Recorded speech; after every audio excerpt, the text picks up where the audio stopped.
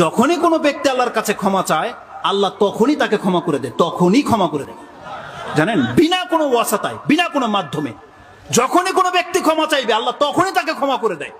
এর দুইটা এক্সাম্পল শুধু আমি আপনাকে দেব, বহু উদাহরণ রয়েছে। তার মধ্যে উত্তম উদাহরণ হচ্ছে আল্লাহ সুবহানাহু ওয়া তাআলা যেটা কোরআনে পেশ করেছেন। আমাদের পিতা আদম আলাইহিস সালাম, তার কথা আল্লাহ সুবহানাহু ওয়া তাআলা উল্লেখ করেছেন, যেটা আপনি সূরা বাকারা 2 নম্বর সূরার 37 নম্বর আয়াতে পেয়ে যাবেন, যেখানে আল্লাহ সুবহানাহু ওয়া তাআলা বলছেন, ফাতালাক্কা আদামু মির রাব্বিহি কালিমাতিন ফাতাবা আলাইহি।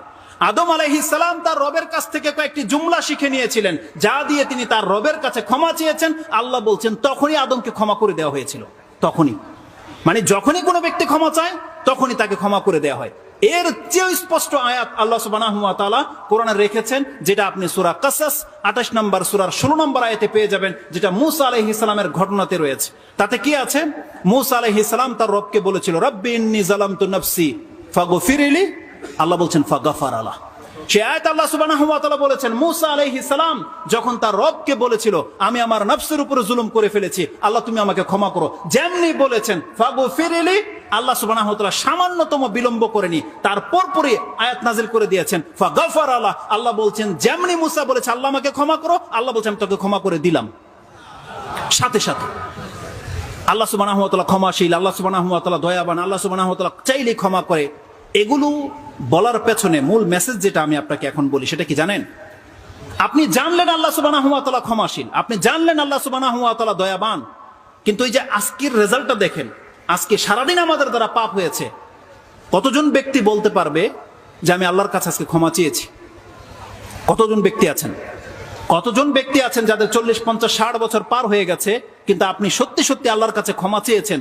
এমন কতজন ব্যক্তি আছে? এটা হচ্ছে দেখার বিষয়।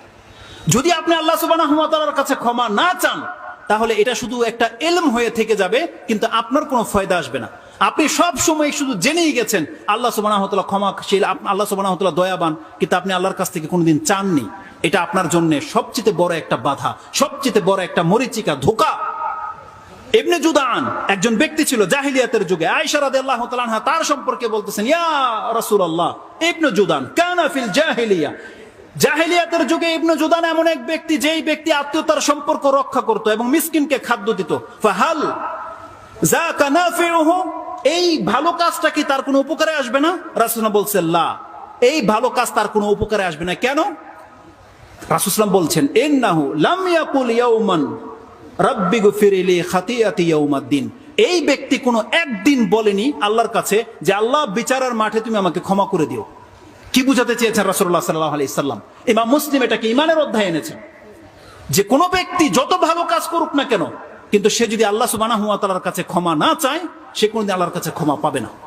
ক্ষমা আপনাকে চাইতে হবে, কারণ যতগুলো আয়াত বলেছি, যতগুলো হাদিস বলেছি, প্রত্যেকটা হাদিসের মধ্যে, আয়াতের মধ্যে এই শব্দটা রয়েছে।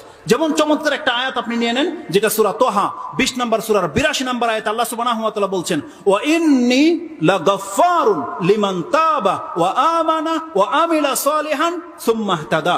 আল্লাহ সুবহানাহু ওয়া তাআলা বলেছেন, হ্যাঁ অবশ্যই আমি সেই ব্যক্তির জন্য ক্ষমাশীল। ওয়া ইন্নী লাগাফফারুন লিমান তাবা, আল্লাহ বলছেন অবশ্যই যেই ব্যক্তি আমার কাছে ফিরে আসবে, ক্ষমা চাইবে, ঈমান আনবে, ভালো কাজ করবে এবং হেদায়েতের উপরে থেকে যাবে, আমি এমন প্রত্যেক ব্যক্তির জন্য ক্ষমাশীল, প্রত্যেক ব্যক্তির জন্য। তো ক্ষমা চাইতে হবে আল্লাহর কাছে। আর যেই ব্যক্তি আল্লাহ সুবহানাহু ওয়া তাআলার কাছে ক্ষমা চায় না, সেই ব্যক্তি আল্লাহ সুবহানাহু ওয়া তাআলার কাছে কোনদিন ক্ষমা পাবে না।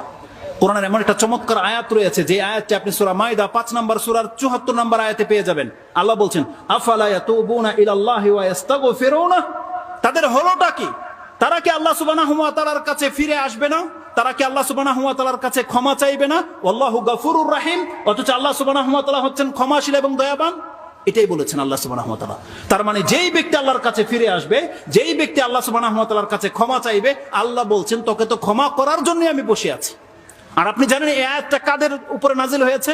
ইবনে আব্বাস রাদিয়াল্লাহু তাআলা আনহুমা, যিনি সব থেকে উত্তম মুফাসসির, সব থেকে প্রসিদ্ধ মুফাসসির, যিনি সব থেকে ভালো জ্ঞান রাখেন আল্লাহ সুবহানাহু ওয়া তাআলার আয়াতের ব্যাখ্যা সম্পর্কে, যার সম্পর্কে বর্ণনা এসেছে, তিনি বলতেছেন আল্লাহ সুবহানাহু ওয়া তাআলা এই আয়াত দিয়ে ডেকেছিলেন ইহুদিদেরকে, নাসারাদেরকে, যারা বলেছিল উযাইর ইবনুল্লাহ, যারা বলেছিল মাসীহ ইবনুল্লাহ, যারা বলেছিল আল্লাহু সালিসু সালাসা, এমন ব্যক্তিদেরকে আল্লাহ বলছেন আফালা ইয়াতুবুনা ইলাল্লাহি ওয়া ইস্তাগফিরুনা। হে নবী বলে দেন, ওরা বলেছে ওরা আমার ছেলে বানিয়েছে, আমাকে 3 ভাগ করেছে, আমি কোনো পরোয়া করি না, ওদেরকে বলেন আমার কাছে ক্ষমা চাইতে, আমি আল্লাহ ক্ষমা করে দেব। আফালা ইয়াতুবুনা ইলাল্লাহি ওয়া ইস্তাগফিরুনা সুম্মা দা ইলা তাওবাতিহি ওয়া মাগফিরাতিহি। আব্দুল্লাহ ইবনে আব্বাস রাদিয়াল্লাহু তাআলা বলছেন, তারপরে আল্লাহ সুবহানাহু ওয়া তাআলা এই আয়াত দিয়ে ডেকেছিলেন এদের চাইতেও মারাত্মক কথা যে বলেছিল আনা রাব্বুকুমুল আলা। বলেনি পৃথিবীর কোন একজন ব্যক্তি? ফেরাউন বলেছিল আমি হলাম মহান প্রভু। আল্লাহ সুবহানাহু ওয়া তাআলা ফেরাউনকে ক্ষমা করার জন্য মূসা আলাইহিস সালামের মতো একজন রাসূল পাঠিয়ে দিয়ে বলছে ফেরাউন জুলুম করেছে, ওকে বলো ও কি পবিত্র হতে চায়? মূসা ও যদি তওবা করে নেয় আমি আল্লাহ ফেরাউনকে পর্যন্ত মাফ করে দেব। শর্ত হচ্ছে আল্লাহ সুবহানাহু ওয়া তাআলা চাচ্ছেন বান্দা তুমি আমার কাছে ক্ষমা চাও। সম্ভবত আমার সময় একেবারেই শেষ, 2 মিনিট। একটা মাত্র কথা, সেটা হচ্ছে আল্লাহ সুবহানাহু ওয়া তাআলা বলেছেন আল্লাহ আপনাকে আমাকে জানিয়েছে যে আল্লাহ হচ্ছেন ক্ষমাশীল এবং দয়াবান।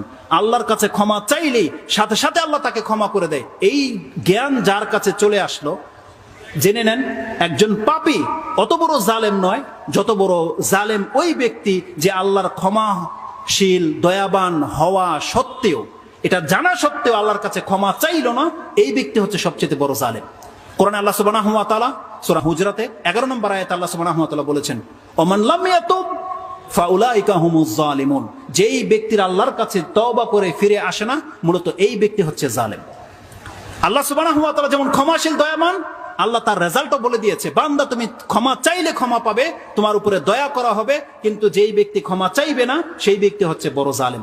আমার ব্যর্থতা যে আল্লাহ সুবহানাহু ওয়া তাআলার দয়া এবং ক্ষমার মূল বিষয়টা আমি আপনার কাছে তুলে ধরতে পারিনি। তবে সর্বশেষ একটা হাদিস আমি বাংলায় বলে দিয়ে সেটা শেষ করে দেব। আপনি কি জানেন আল্লাহ সুবহানাহু ওয়া তাআলার দয়া এবং ক্ষমাটা কি? আপনি ক্ষমা চাইলেন, আল্লাহ আপনাকে ক্ষমা করে দিল, দয়াটা কি জানেন? সেই হাদিসটি আপনি পেয়ে যাবেন, ইমাম মুসলিম তার কিতাবে কোট করেছেন।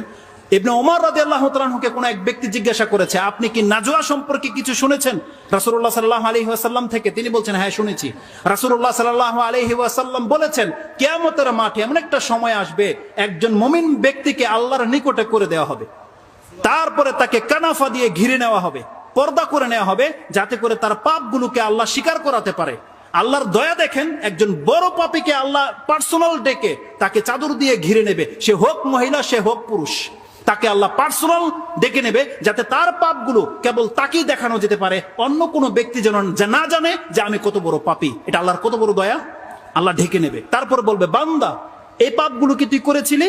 আমরা প্রত্যেকে সে পাপগুলো চিনতে পারবে এবং বলবে আর আরিফতু রাব্বি আরিফতু, আল্লাহ আমি জানি এই পাপগুলো আমি করেছি, আমি স্বীকার করতেছি। আল্লাহ সুবহানাহু ওয়া তাআলার পক্ষ থেকে যে মেসেজটা দেওয়া হবে সুবহানাল্লাহ, আল্লাহ যেন আমাদের প্রত্যেককে সেই ব্যক্তিদের অন্তর্ভুক্ত করে দেন। জানেন সেটা কি? আল্লাহ সুবহানাহু ওয়া তাআলা বলবেন সাতারতুহা লাকা ফিদ দুনিয়া, বান্দা এই বড় বড় পাপগুলো তুই করেছিলি, আমি দুনিয়াতে সেগুলোকে গোপন রেখেছিলাম, আর আজকে তোকে আমি ক্ষমা করে দিলাম। সেই পাপগুলো স্বীকার করার পর আল্লাহ বলবে আজকে আমি তোকে ক্ষমা করে দিলাম। এবং সেই পাপগুলোকে আল্লাহ কি করবে? ইউবাদদিলুহুম সাইয়্যাতিহিম হাসানাত। আল্লাহ যে কথা কোরআনে বলেছে সূরা ফুরকানে, ওই দিন ঘটবে এটা। আল্লাহ তার সেই আমলের নামা কিতাবটাকে পরিবর্তন করে তার ডান হাতে ধরিয়ে দেবে এবং সে পর্দার থেকে বেরিয়ে আসবে, যেটা আল্লাহ সুবহানাহু ওয়া তাআলা 59 নম্বর সূরায় বলেছে হা ও মুকরাউ কিতাবিয়া ইন্নী জানান্তু আন্নী মুলাকিন হিসাবিয়া। সেই ব্যক্তি বলবে আসো আমার কিতাবটা পড়ে দেখো যে আমার রব আমাকে ক্ষমা করে দিয়ে আমার আমলনামা ডান হাতে ধরিয়ে দিয়েছে, আমি জানতাম আজকে আমার রব আমার সাথে এমনটা করবে। সেই ব্যক্তি হবে সেই ব্যক্তি। আল্লাহ যেন আমাদের প্রত্যেককে ডানপন্থীদের দলে অন্তর্ভুক্ত হওয়ার তৌফিক দান করেন।